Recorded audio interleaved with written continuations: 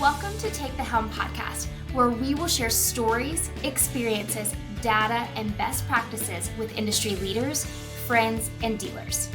From market conditions to insights, leadership development to tough conversations, take the helm. Hey everybody, good afternoon. John Greene here with Lead Helm. And if you've seen any of these before, I always lead off with, man, I'm excited to be here, because I really am excited to be here because I get to have a good friend of mine today, coworker, so forth. I'll get to him in a minute, but we always get to bring just exciting content around what's happening in the digital world, right? The digital sales process and digital lead follow-up and lead management and all that stuff. So we've got more great content today. And if you followed us, we've kind of been all over the map, right? And with our podcasts and our webinars, we've had special guests on there. We've had different members of the Lead Helm team on there, and we've covered a lot of ground, right? We've helped you build digital traffic logs in some of those sessions. We've gone through an opportunity scorecard, right? Where we really help dealers, right, try to quantify and monetize how much upside and potential really sits inside the digital space right there. Aaron, you and I did one a while back where we walked through the digital journey through the eyes of the customer, which I think was a really cool one.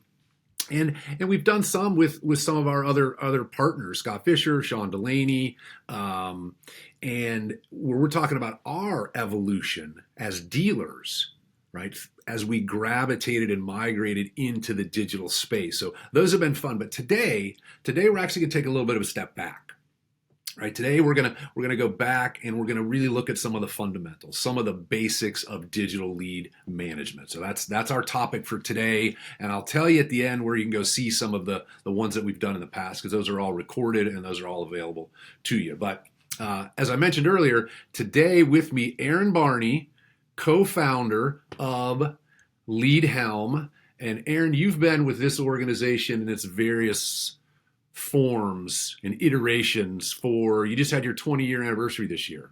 20 years. It goes by faster having fun, right, John? That's still 20, even if 20 years goes by fast, that's a long time, right? Most people don't stay at jobs that long anymore, right? People are kind of bouncing around, but that's great. And I think it's cool, Aaron. Look, we've worked together for the majority of those 20 years. And so when I say it's fun to have a friend and a coworker on, right, this is like you and I sitting around having a cup of coffee talking about what we do every day for business and with dealers. So this is nice. You're in a different space than I am right now physically, but otherwise it's just like we're chatting. So yeah. I'm glad you're here. It's going to be fun to do this today.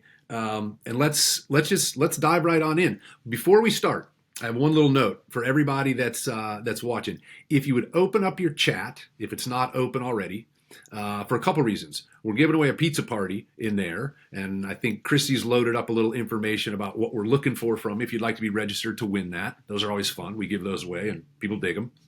They always sell more bikes on the days that we give them a pizza. I don't know how that works, but it's always a good thing to get the pizza. And also, you'll see toward the end of the session today, there'll be some additional resource and content links that go in there, and I'll hit those when we get to the end. So with that, kind of the housekeeping out of the way, lots and lots of chatter right now around digital, right? Digital leads and response times and lead capture tools and so forth. And I think it's for good reason, right? Because there's a tremendous amount of opportunity inside of our digital space. The customers are reaching out to us digitally right now. So that opportunity really stems from, I think, an evolution that we're seeing both in business and in customer behavior. So maybe talk a little bit about what you're seeing there, is because you're working with clients, dealers, partners, and so forth every single day. So what are you seeing? Well, you're right, John. I mean, we're definitely in an evolution, right? And I think some of the latest data that's coming out, just in all industries right now, is is alarming in a good way, and that is that 95. We used to always say 90%, right, John? But yeah. Now, we've kind of updated that. We're talking about how 95% of customers are starting their buying journey, shopping journey online. And I think, you and me, John, we're no different than anybody else. Anybody that's, on and listening to this now or later, I think we're all the same in the way that most of us, start to do some level of research in shopping online. Maybe that's through social media. Maybe it's from, we have enough intent to go to a website. So, look, there's no doubt at all that today's consumers are increasingly relying on internet to research, compare and as they get ready to make, purchase decisions. One thing, no doubt about it, this includes motorcycles and recreational vehicles, right? So this is all part of it. And but the good news, there's a lot of good news I think we'll talk about today because of that. But digital leads are a direct result of this shift in consumer behavior. And so I think now, more importantly than ever, I think it'll continue this way. I mean, you've heard me probably say it before, but dealerships that excel in digital lead management can and will gain a significant competitive advantage. And I think they're going to be able to continue or start, depending where you're at, to really stand out in, I guess I could call it a crowded market, and capture leads that might otherwise go to competitors. I think you can call it what you want. Omni-channel, blended retail, I think it's the same thing. But it is more than ever about seamlessly accommodating customers as they transition between and back and forth between digital and physical spaces, your showroom, your website. And it's crucial in today's landscape. I think more than ever, you can't be just good at one, right, John? I think you really have to be great at both in today's market. No, I think that's a great call out, Aaron. Right? It's all about meeting the consumer where they want to meet and when they want to meet. Right? They want to be in control. Sometimes they want to do it on the phone. Sometimes they want to do it online, and sometimes they want to do it in person. And we've got to be, if it's omni-channel, that means we need to be omnipresent, right? We got to be in all those spaces, and we've got to be adept at all of them. I think it's interesting.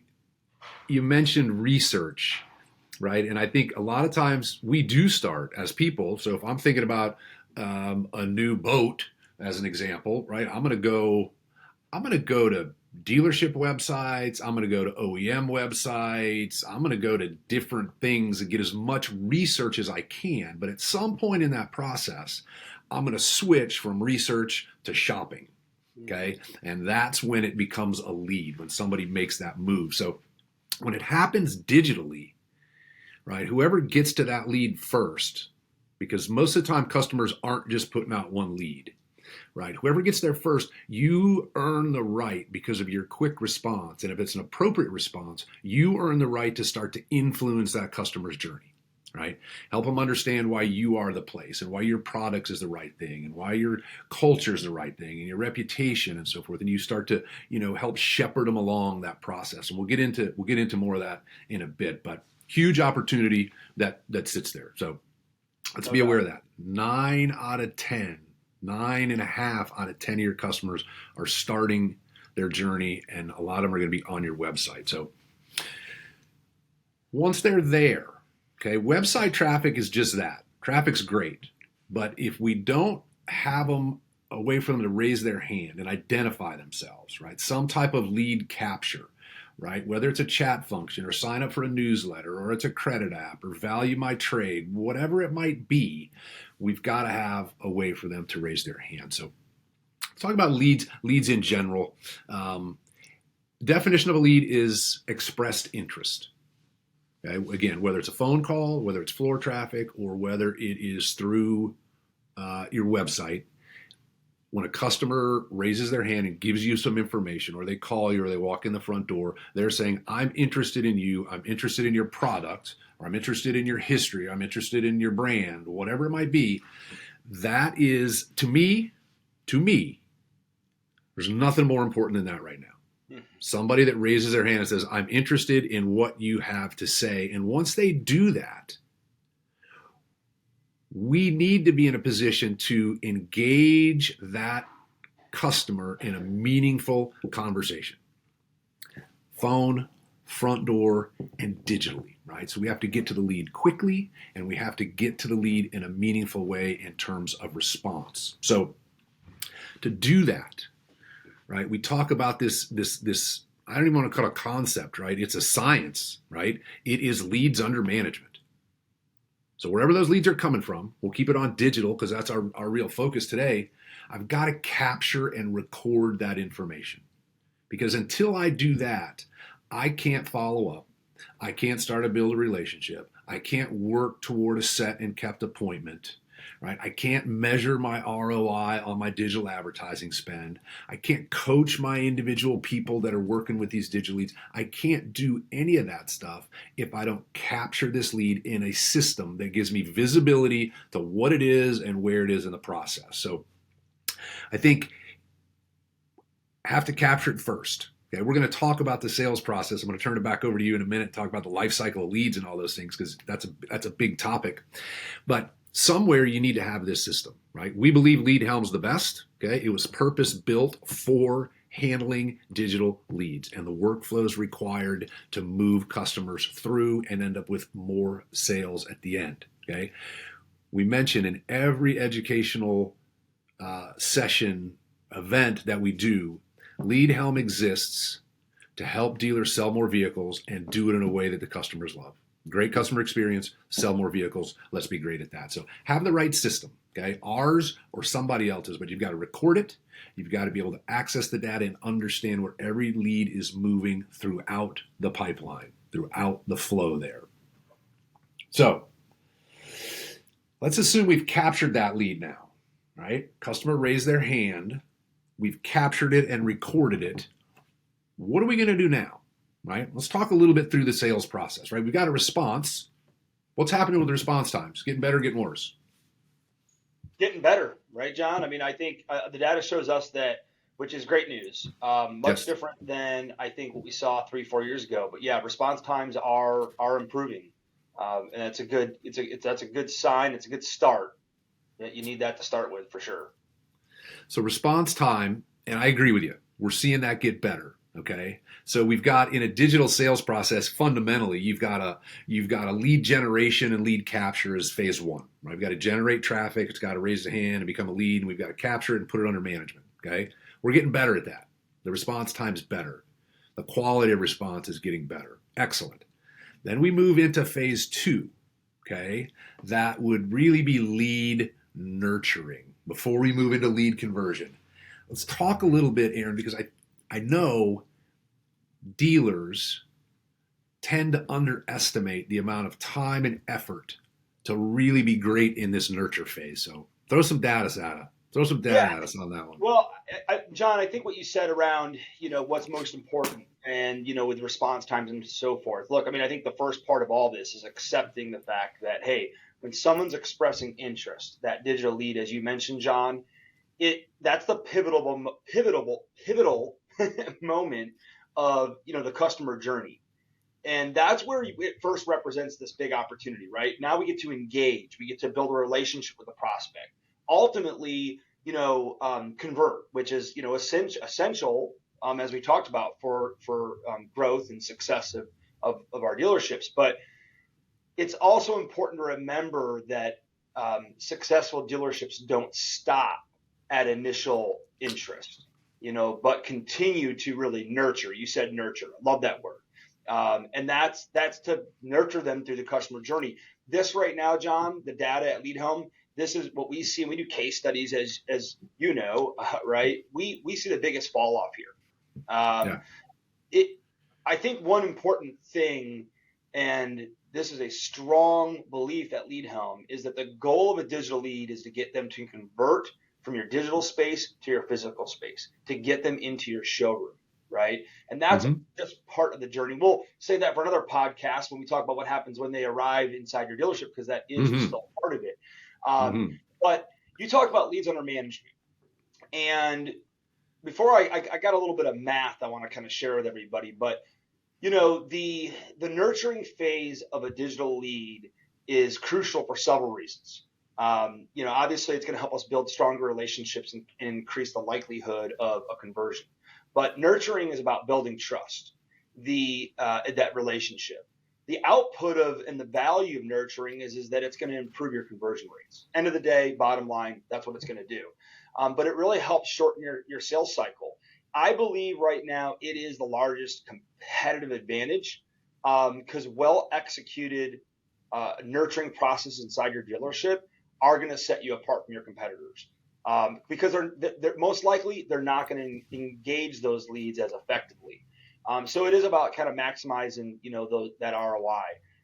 But leads under management that you were talking about, leads under management, the total number of leads, potential customers that a dealership has that they're actively handling, hopefully they're actively handling and nurturing. That is about the sales funnel, right? Your sales and marketing funnel. And when it comes to some math, the average dealer that we see receives about 150 leads a month. Well, of course, John, as you know, we see some on the way other spectrum of 300-400 and some less. But let's just use the math of 150 leads per month.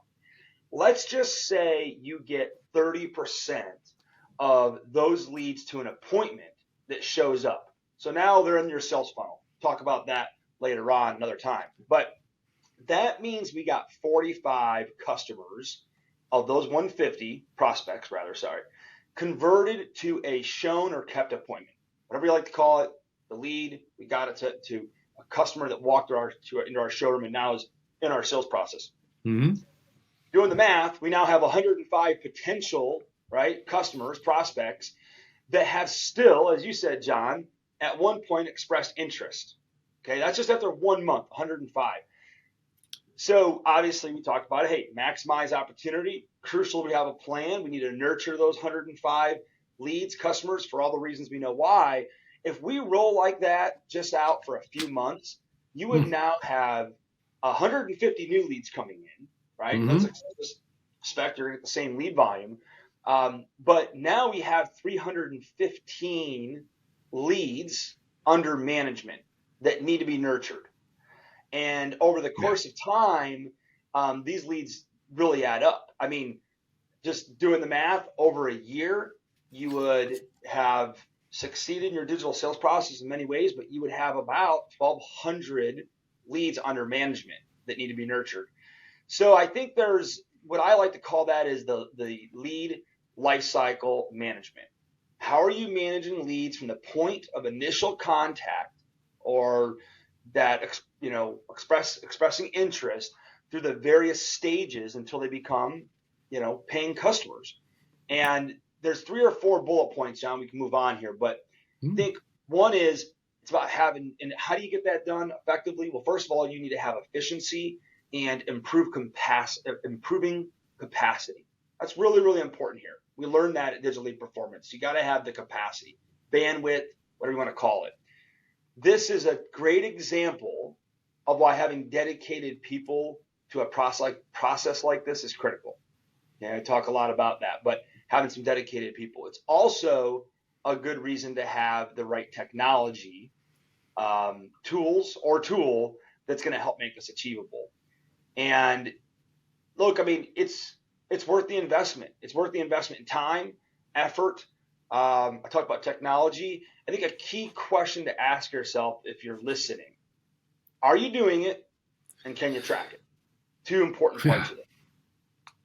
No, Aaron, I always wonder that, right? Because we ask dealers a lot of times, say, how you doing in your digital stuff? How do you feel about what you're doing with conversions? I feel great about it. Okay, why? And can you prove it? And if they can, great, they're ahead of the game. But most of the time, that's not really the answer. And I feel pretty good about it. I'm a little uncertain. It keeps me up at night sometimes. I'm like, okay, all right. So a couple things to pull out of that. Relationship and trust, right? We talk for 50 some years in the sales process or longer than that about when you engage with a customer, we have to try to break down resistance between a salesperson and a customer and create a person-to-person relationship. And we do that by talking about what's important to that person, okay? Family, right? Recreation, family, occupation, recreation, motivation, animals, teams, all those things. People love to talk about what's important to them. We need to engage them that way in the digital space as well. We can't move from, hey, thanks for reaching out. Would you like to come into the store? Right. No, not yet. Let's build a relationship, right? We talk about people before we talk about products. So that's one, okay? That's why this nurturing thing takes a little while, right? Let's engage with them. Let's have a conversation. Let's get to know them, right? We know as trust comes up, value comes up, price becomes less and less and less relevant. Excellent. We can do the same thing in the digital space. The other side, I think in an ideal world, yes, dealers would have a dedicated person or people to handle the leads.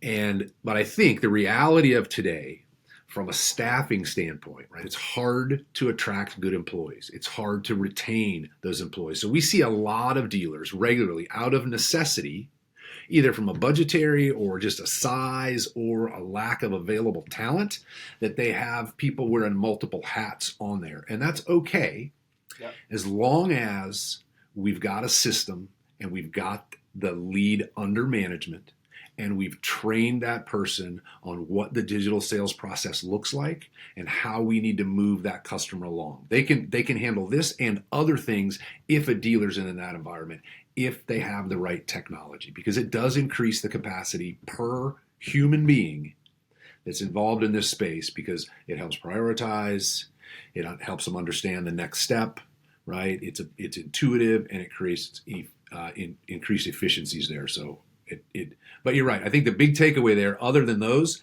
it takes a long time to hang out, right? We're not talking 2 or 3 attempts to talk to a customer. We're talking 10 or 15 attempts just to engage a customer. And then once they're engaged, we're talking about another 8, 10, 12 meaningful dialogues before we end up with that kept showroom appointment.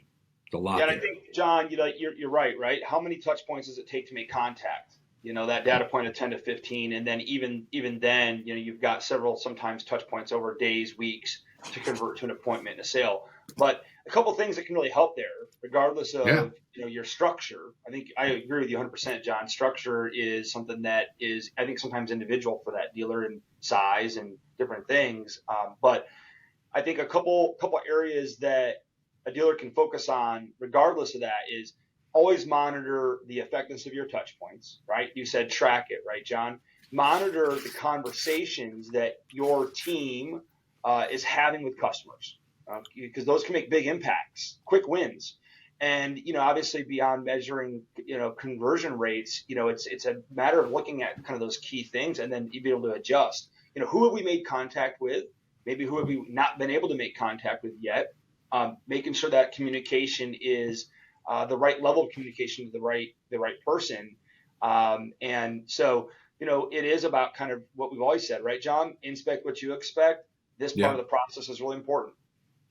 No, and the conversation history, and this isn't a Lead Helm product demo, but it's I believe one of the coolest features of that platform is all of your phone and all your text conversations are recorded inside the platform, right? So we know exactly what our people are saying and what the customer's saying back and forth. If we have turnover, if we have days off, things like that, we always have the conversation history to go back to once the customer re-engages or once the burn is on us to outreach to the customer. So glad you brought that up. That's a good one. Okay, we're take this is a little bit of a sidestep, right? This isn't specific to digital right now, but assuming we're doing these things, right? Assuming that we've got our leads under management, we understand the digital sales process, and we're tracking these KPIs. We're tracking website traffic. We're tracking number of leads. We're tracking set and kept appointments. We're tracking conversions. We're doing all that stuff. Where we really start to drive results is when we have a daily meeting to review all of our leads under management. Okay. We used to call them save a deal meetings. People call them create a deal meetings, hot desk, dig meetings, call it whatever you want to. But every single day, your best and brightest minds in your sales and finance and BDC or internet department or whatever you may call it there have to come together, and we have to look at everything that happened yesterday. Phone, floor traffic, and digital. What happened yesterday? How many with yesterday's traffic and yesterday's appointments? What do we have on the books for today? And what do we need to do to move everybody one step further that's in that funnel right now.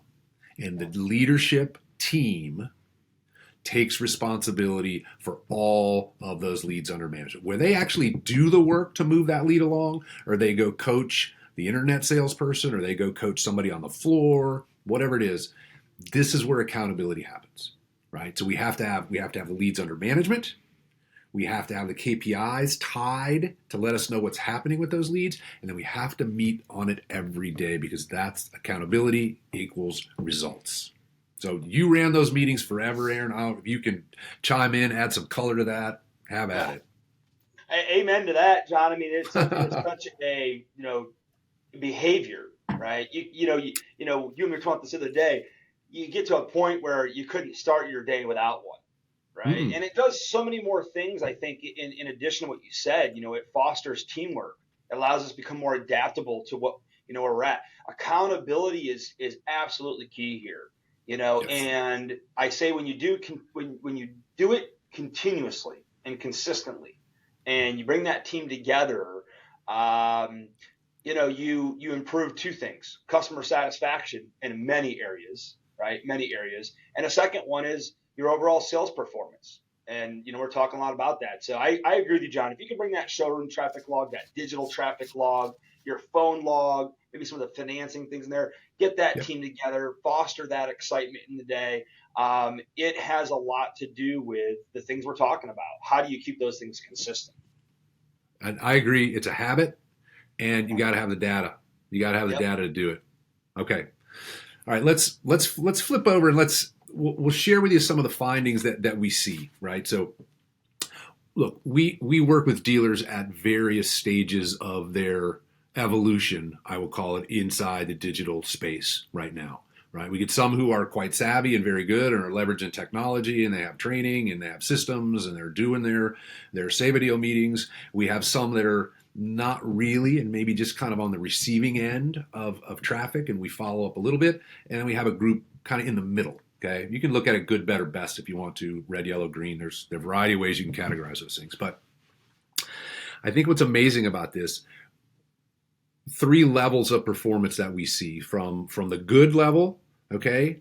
We'll use the same 150 leads, Aaron, that you talked about earlier, okay? Same leads, same ones you talked about. Everybody's getting the same leads. Good dealers, we're seeing about a 2 to 3% overall conversion on 150 leads. Okay, on a monthly basis. So that's given us about 3 vehicles. Okay, it's 3 we probably wouldn't have gotten if we didn't have a digital presence. So we'll take those 3, no problem.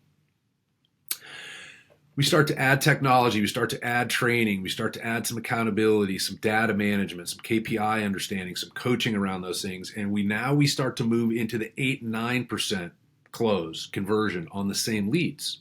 Okay, that moves us from 3 vehicles to 13. Okay, I just picked up 10 vehicles by paying better attention to the leads that are already here. Okay, already here. I'm not telling you to spend more money to drive more traffic to get more leads. I'm saying the leads are already here. We can do more with the leads that we have. And then we get to the best level, and we start to see 13, 14, 15, and sometimes higher percent. And that puts us in a 20 neighborhood.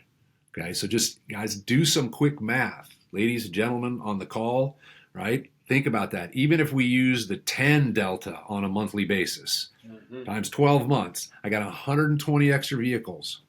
Plug in your average gross profit front end and back end and multiply it by 120 and see what gross profit potential, not gross sales, not revenue, gross profit. Quantify that just for your own edification at that point and see, because this is where ROI starts to come from. You spend money to drive traffic to the door, to the phone, and to the website. Let's make sure we're understanding, are we getting a good return on that piece of it? So Aaron, you see these, you work when we bring dealers on and you case study them. This is where some of that 2 to 3% data comes from. And then we start to move them up, right? This success plan, and we start to see these numbers change. I think it's 4 key areas. I think it's, and I say this because I think it's important. I think that, going back to some basics and keeping things simple is all part of what we talked about today. It's not about making it super complex. And I think 4 key areas that I see when we case study dealers all over the country, and we look at the difference between that 3% and that 13%, is part of it's some lead gen. Okay, so yeah, same amount of leads, but some of it's understanding your lead sources and so forth. That's part of it, but it is about lead response. We talked about that, seeing a lot of improvements there. Lead nurturing, right, and how many leads are under management and what we're doing with those, and then quality of communication, where training and coaching, and we talk about that conversation monitoring, what conversations are happening. Those things have a lot to do with it. Dealers that continuously monitor and measure this type of performance we're talking about in both digital marketing, digital sales process efforts, tracking those KPIs, I think that's what really sets them, kind of apart in most areas. And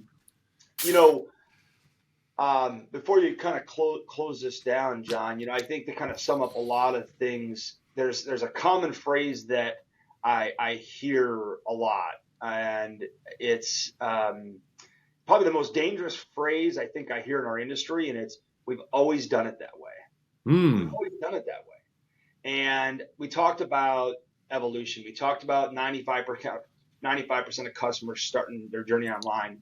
And I think, one, accepting change is vital to our growth in this industry. I think that's one thing. I think a second thing is, our customers' buying behaviors have changed and they continue to evolve, which again goes back to why we need to. And I think there's a big upside that you said, John, about those incremental increase in sales is that you and me were talking about this the other day. If you don't do it, another dealer will. I mean, they're going to buy somewhere, right? That gap, yes. They're going to buy somewhere. So yes. I'll say this again. I say it a lot. We have to change the way we handle customers. We have to change the way we do business, right? Or our customers will change who they decide, to buy from. So there's a lot of importance and urgency behind some of the things we're talking about. Aaron, those are great keys, right? Got to get the leads, got to respond to leads, got to stay with the leads for a long time, have to have communication, have to have that data. But I think, look, businesses that are great for a long time continually reinvent themselves. And we're in a situation right now that I'm not saying dealers are going to perish if they don't get great at digital, but we're not going to be as successful as we could be. And we've got the skills, the ability, the knowledge to do this really, really well if dealers want to embrace that. So, Aaron, I'm gonna wrap up a little bit, but thank you. Great content. Love doing these together. Everybody, you'll see some things in the chat here. You've got a couple actions you can take should you choose to do so. Aaron has mentioned these case studies. Okay. Normally we would do charge $4.99 for one of those, unless it was part of a client investigation, I guess, somebody that we're trying to bring on board. But essentially, it's a digital sales process assessment. For those of you that are tuned in today, we are offering that at no charge. So there'll be something in the chat. There'll be a link there. If you're interested, click on that link, and we'll basically dive in and we'll look at your operation. And we'll come back with our findings and some recommendations this is where you are now, and these are some steps you could take to move to the next level. Those are no obligation. That's there, right? We'd love to talk to you about that. So that's one. The other one is go to leadhelm.com, our website.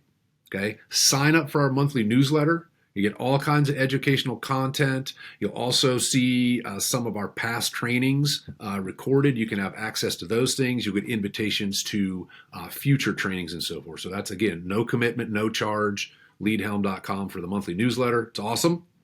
And then the third one, if you just want to have a chit chat, you got questions about anything that we talked about today, need some clarification, just want some general information, Aaron's cell number and email address are right there in the chat. Feel free to reach out.